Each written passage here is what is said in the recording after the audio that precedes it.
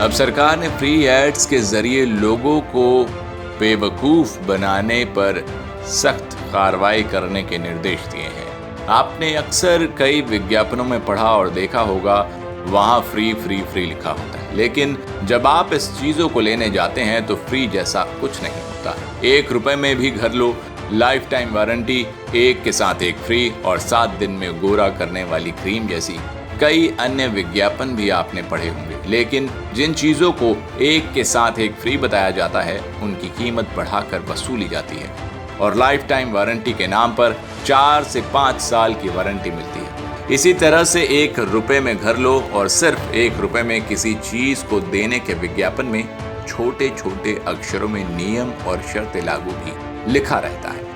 अब इस तरह के विज्ञापनों पर कड़ी कार्रवाई होगी। केंद्र सरकार ने उपभोक्ताओं के हितों को ध्यान में रखते हुए ऐसे विज्ञापन के लिए नए निर्देश जारी कर दिए हैं। ऐसे किसी भी विज्ञापन को मिसलीडिंग एड, अनफेयर प्रैक्टिस या मिसलीडिंग क्लेम कहा जाता है। ऐसे विज्ञापन के झांसों में आकर उपभोक्ता जब इन चीजों को खरीदने जाता है तो वो ठगा हुआ खुद को महसूस करता है।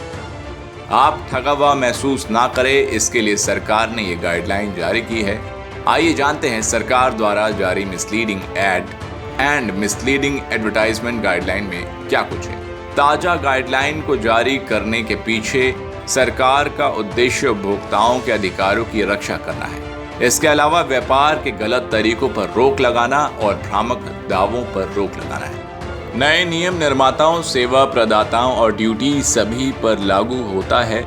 इसमें सभी माध्यमों के विज्ञापन शामिल हैं। नई गाइडलाइन के अनुसार अब निर्माता अपने उत्पाद के बारे में उपभोक्ताओं को सही जानकारी देंगे। मिसलीडिंग एड को लेकर जारी की गई नई गाइडलाइन आज से ही लागू हो चुकी है। अब अगर आपको कोई भी मिसलीड एड देखने को मिलता है तो उस पर कार्रवाई की जा सकती है।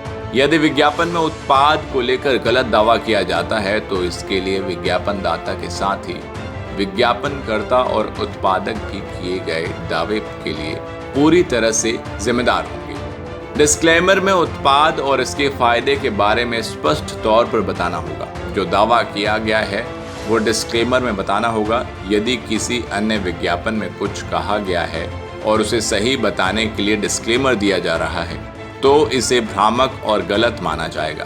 टर्म एंड कंडीशन में अगर किसी चीज को फ्री बताया गया है तो डिस्क्लेमर में भी उसके बारे में फ्री लिखा होना चाहिए।